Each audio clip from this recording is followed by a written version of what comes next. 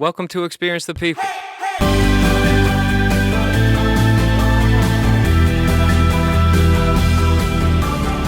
Oh, how long ago was it that you started the adoption process? Around the same time, I think 2014, end of 2014. Okay. Yeah. So yeah, 7 years ago. Yeah. And so when I met you guys, you were just starting that process. Then you make it all the way to I think we were like 4 years in or something. 2018? 2018, yeah. So you're 3 years into the adoption process, Yeah. raising money, jumping through all the hoops, doing everything you need to do, the background checks. Yeah, I mean, you did everything, yeah. and you guys turn up pregnant.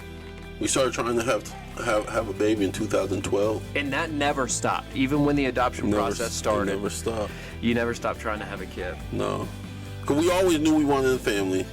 We always Yeah. knew we wanted to have kids naturally, and we always knew we wanted to adopt. So it wasn't an either or anything like that. You know what I mean? Right. For us, we feel like, we always felt like we wanted to have our natural children first, at least one, and then adopt. So it kind of went according to plan. It's just, Just the timeline wasn't Yeah. ours. Yeah. Yeah. isn't that funny? Yeah. Isn't that so funny? It's crazy, You man. wanted to have your natural kids first. Yeah. Someone walked up to us one day and said, I feel like the Lord is telling me to help you adopt a baby. And they gave us $10,000. They committed to giving us $10,000. Did they know about the adoption before that? No. I don't think they knew that it was on our heart.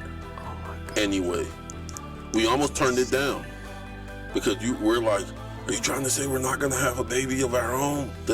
So you started to get a little defensive? Yeah, to us. Was this not to before them, you to started us. taking the steps? Like you knew you wanted to adopt, but you hadn't necessarily contacted Yeah, we were an trying to adoption make a agency baby. or We were anything trying like to that. make a baby. You were still trying to make a baby? Yeah. But this person's trying to give you 10 G's to go adopt one. And so that's what the Lord showed us was like, I could understand being frustrated if you didn't already want to adopt. Yeah. But it was already a desire of our heart. And so then we were like, ain't too many people walking around handing out $10,000 checks. You know what I'm saying? Right. And so, yeah. So you contacted, is that when you started like So contacting then we an adoption started doing the agency or research. stuff like that? Yeah. Wow. Yeah. Wow. And now Ruby's here. When you brought her home, dude. Yo. When you brought her home, I was a mess. I'm starting to tear up right now. I'm on camera. I can't do this.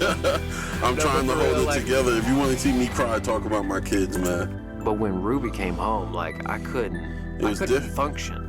Yeah, me neither. You know what I mean? Like Well- I was crying to the point where I couldn't, like, don't ask me to get a drink. Don't ask me to do anything. When we went to pick her up, I couldn't even look at her for like 30 minutes, 20 minutes, 30 minutes. The social worker was like, is he gonna hold her? Yeah. And Gwen's like, yo, you're gonna have to just give him a second. This child that you're being blessed with, that you've been waiting for closer to a decade than not, in 2 days was there. We got a call on Wednesday. You got to pick her up by Friday. But we just knew what we were supposed to be doing, and the Lord brought it back quick. Look, man, this has been a great conversation. My battery's getting low. We got so much more to gotta talk start- about, I though. do. We've got. I've got another question. I want you to answer one last question. Hopefully the battery holds out. Yeah, Come I'll on, answer, baby. I'll answer it quick. What do you want written on your tombstone? He was generous.